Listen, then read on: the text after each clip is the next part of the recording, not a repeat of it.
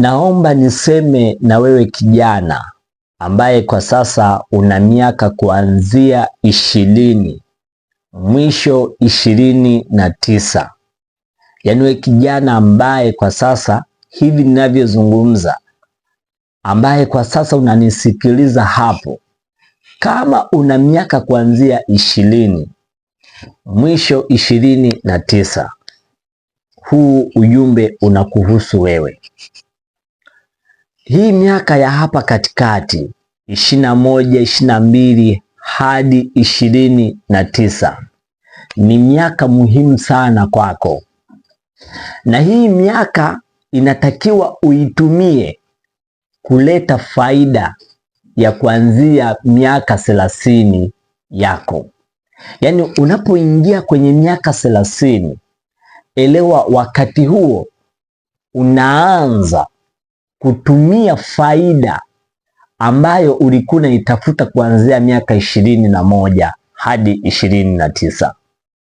Unajua hii dunia, kila jambo lina wakati wake. Kila kitu tunachokiona kina wakati wake. Yaani leo ni muda ambao tunatakiwa tulie ili kesho tufurahi. Na ndio maana haya majira tunayoyaona kwenye maisha ya mwanadamu, kuna wakati wa kulia, kuna wakati wa kufurahi, kuna wakati wa kuhuzunika, kuna wakati, yani kila jambo tunaloliona lina wakati wake. Sasa wakati huu tulionao, au wakati wa wewe kijana ambaye una miaka 20 hadi 29, ndo wakati wa wewe kulia ili kesho ufurahi. Sasa leo ukiendekeza kufurahi, elewa kesho utalia. Wakati ule muda ambao ulitakiwa ulie, wewe ukafurahi, alafu muda ambao ulitakiwa ufurahi, wewe ukalia. Huu ndo wakati wa huyu kijana mwenye miaka kuanzia 20 hadi 29, ndo wakati ambao inatakiwa jasho lake litoke kwa wingi sana ili aitengeneze miaka yake ile ya 30.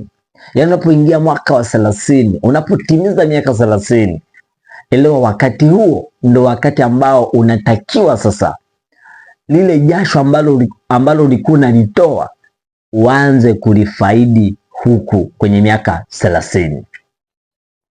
Sasa walio wengi muda huu wanautumia vibaya, alafu wanangojea kesho.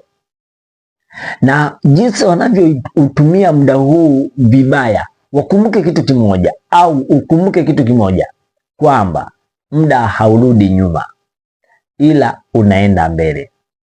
Hakuna mtu ambaye alishawahi kurudisha miaka yake nyuma akarudi utotoni. Hakuna mtu ambaye alishawahi kufikisha miaka 50 akasema narudisha miaka yangu ile ya 20. Hayupo.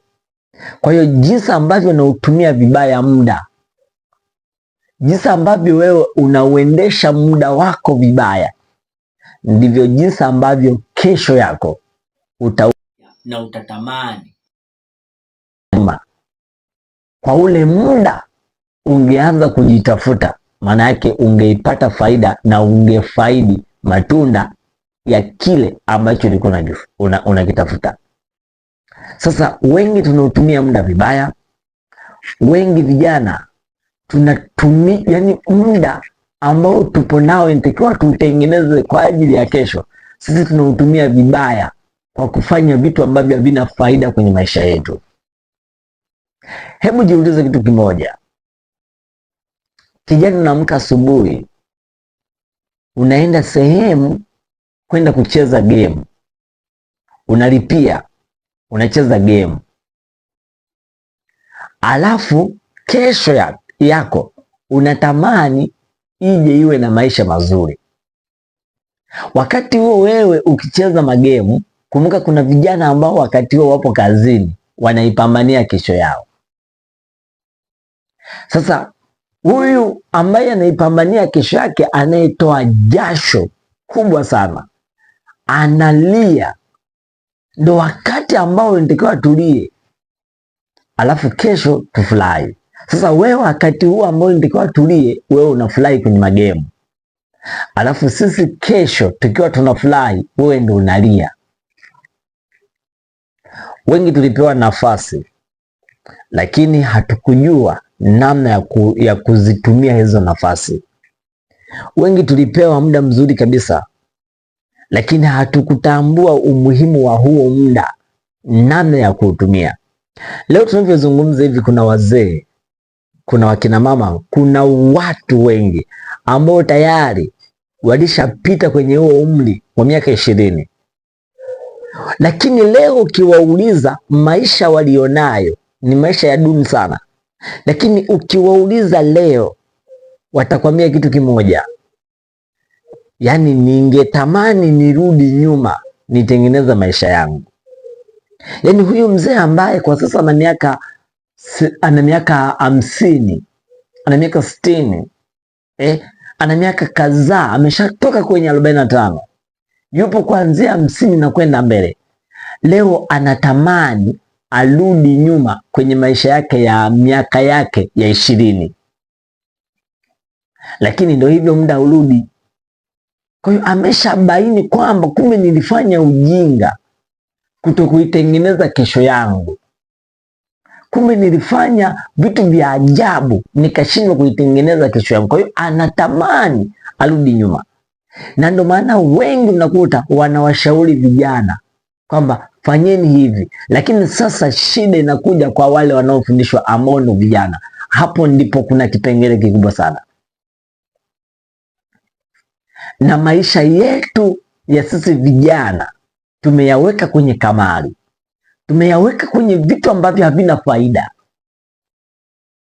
Wachina wameleta madude fulani ya kucheza, lakini cha ajabu unaweza ukaenda kwenye nchi zao ukayakuta hayo madude hayapo, lakini kwa Waafrika huku tumeletewa, na hata kama yakiweko kule sawa, yanaweza kawepo, lakini sio kwa wingi kama jinsi ambavyo sisi huku Tanzania alivyozungushwa. Mtu ana 500 yake anaenda kudumbukiza anacheza, mtu ana 200 yake anaenda kudumbukiza anacheza. Na ndio kuna siku nikakwambia kuna vijana wajinga kabisa, anafanya kazi ya saidi ya fundi. Saidi ya fundi unapewa shilingi 5000, alafu eti unaingiwa na akili za kijinga za kutaka uizalishe hiyo pesa, unaenda kucheza kamari. Matokeo yake unaenda kuichenchi, unacheza, unaliwa, ile pesa yote inalika. Cha ajabu unatoka kwenye kamari, unarudi ghetto kupumzika, hauna hela ya kesho asubuhi, hauna pesa hata ya nauli kesho kurudi kazini. Tunautumia muda vibaya, kila jambo na wakati wake.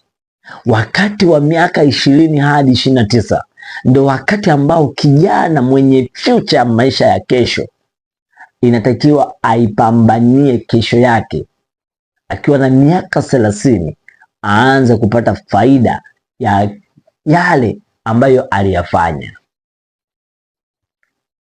Leo hapo vijana wengi sana, unajua kwa nini vijana wengi wanakuwa wajambazi, wanakuwa wanaiba? Ni kwamba waliutumia muda vibaya.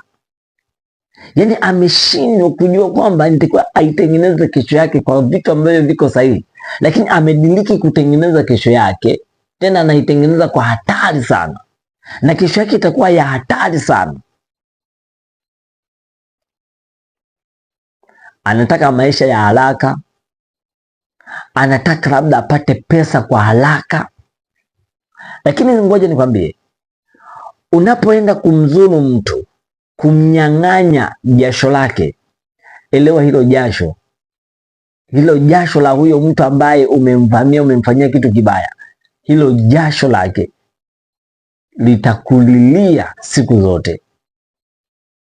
Siku zote kapambana, kajitafuta, kahangaika huku na kule, lengo aitengeneze kesho yake. Sasa wewe umeshindwa kuitengeneza kesho yako, unataka umzuru ili ufaidi jasho lake. Hilo jasho litakuumiza sana kwenye maisha yako. Kwa hiyo tukumbuke kitu kimoja, kwamba kila jambo na wakati wake. Kuna wakati wa kulia, kuna wakati wa kufurahi. Hata mtoto anaanzaga hivyo, anatambaa, sijui anaanza kusimama, mwisho wa siku anatembea, mwisho wa siku kijana, binti. Kwa kila jambo na wakati wake. Lakini leo huyu binti ukimwambia arudi utotoni, hawezi akakubali. Ukimwambia kwamba kwenye utoto wako leo, dada mkubwa, ukimwambia kwenye utoto wako mimi nilikuwa nakuosha, hawezi kukubali, hawezi. Kwa hiyo tunaenda mbele, haturudi nyuma. Nilikuwa nasema na vijana wenzangu kuwa ukiwa na miaka 20 itengeneze kesho yako. Ukiwa na miaka 30 uanze kupata faida kupitia kupitia miaka yako ya 20 hadi 29. Ipambanie sana kesho yako, pambanie sana sana sana. Usiendekeze vitu ambavyo havina faida. Usiweke vipaumbele vitu ambavyo havikupi hata shilingi 100. Zingatia sana hilo. Ukiwa kama kijana, ujumbe huu ukufikie. Msemaji wako, Mwenyekiti.